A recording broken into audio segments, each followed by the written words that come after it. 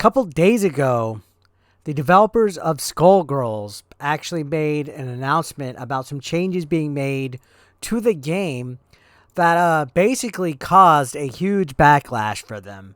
So, taking a look at the original tweet, it says, as part of global Skullgirls content update, we have adjusted several art assets in Skullgirls Mobile, Skullgirls Second Encore, and the Digital Art Compendium on all platforms. And they said you could read the full details, yada, yada, yada. Well, look at this.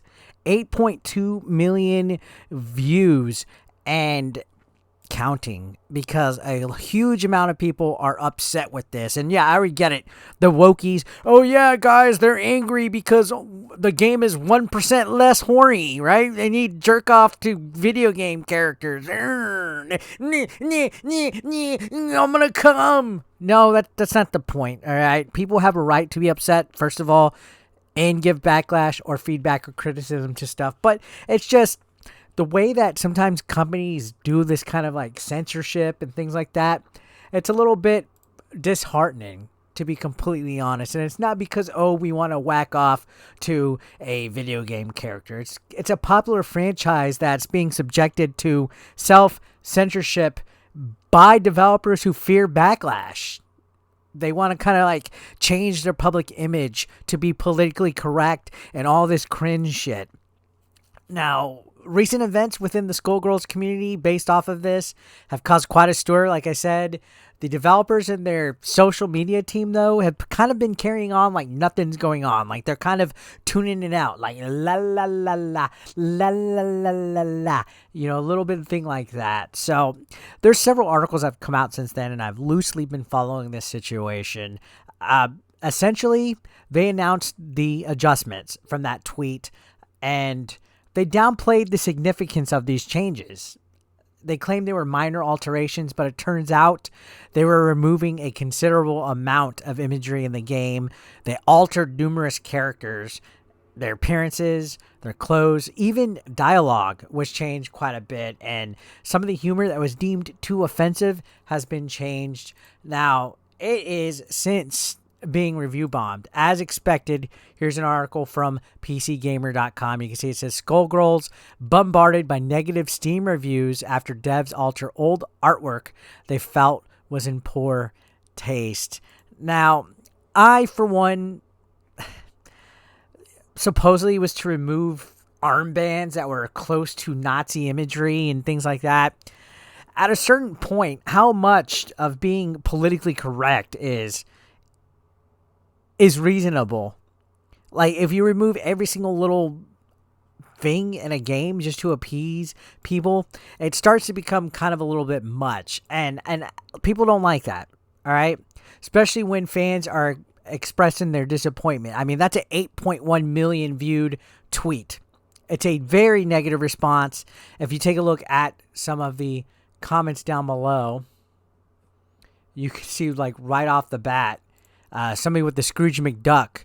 Glad I never bought anything from you guys. I'm keeping me money. Had this on the wish list because the art and style look pretty interesting. Will no longer even consider buying it now due to the retroactive censorship. This list is the video game equivalent of someone claiming to be a huge film guy, and the only directors they can name are Scorsese and Tarantino. You can see people just kind of just, I don't know, the response to, oh, I'm sorry, I was reading more tweets. Don't mind me, I'm just updating content for modern audiences. You can see him literally chiseling away at some hieroglyphics. And it's been a polarizing type of thing. In fact, if you go to their Steam page, which is the thing that's being bombarded the most, which we'll take a look there, but just to touch more on this subject, and I got a little confused. Twitter's kind of changed. They kind of like, it used to be where you just go down and it's like one chronological like timeline of all the replies to tweets, but now they start to like suggest other tweets and stuff. That's kind of stupid. So they did post a tweet of one of their characters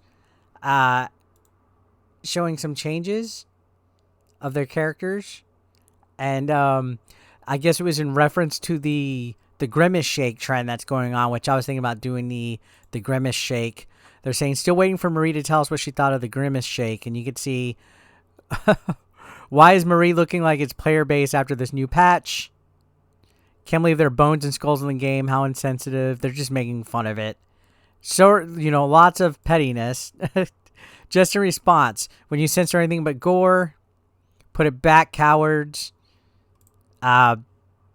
The majority of your longtime player base dislikes your most recent patch. Does the company truly believe that alienating the confirmed majority of their player base is a good thing? So taking a look at here, you can see now where it says recent reviews on Steam, it says overwhelmingly negative right here on the right. Overwhelmingly negative. 19% of the 2,793 user reviews in the last 30 days are positive. 19%. All right. So you can see overwhelmingly negative reviews right here. And take a look at some of these, man. You could see I'm reviewing in response to the recent update to the game, removing content that some people may find distasteful or make some uncomfortable. Ignoring whatever the changes are, the reason I'm aggravated by this update is that it's removing content I paid for. I paid for the announcer packs. I paid for the skins. I paid for the voice lines. This game is more than a decade old. Why is content getting removed with no suitable replacement? Now, that's a part right there where a lot of people are angry with. Is the part where you're paying for content that was within a paywall that's being removed. That's a little bit scummy, in my opinion. And then, yeah, it's kind of weird. It's a decade-old game that's being changed. I don't know. Maybe their Twitter post with the joke of the grimace shake was designed to divert attention, but it's receiving backlash. And I have no idea what's going on right here. Maybe this obviously whoever's in charge wants to reshape their public image, I guess. I think this company has faced backlash in the past because somebody, I think that was a former employee, had allegations or something like that. And who knows? I have no clue what's going on. But when you think of a game that's old, that gets content removed that was behind a paywall, that breaks a certain, I guess, trust between players and game developers. Like, imagine buying a whole bunch of stuff on GTA 5 and they just remove it with a recent update. Oh, wait, GTA 5 just did that with GTA Online. They literally took hundreds of cars off of GTA Online, and some of them were cars that people paid for with cash. And that's not cool.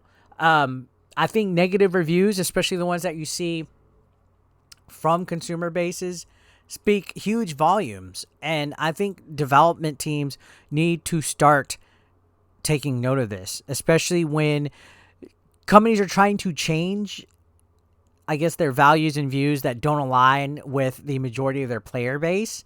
Obviously, people are pissed if it's 19% are positive. People are questioning things because they feel alienated from the developers. Is it a wise decision from this?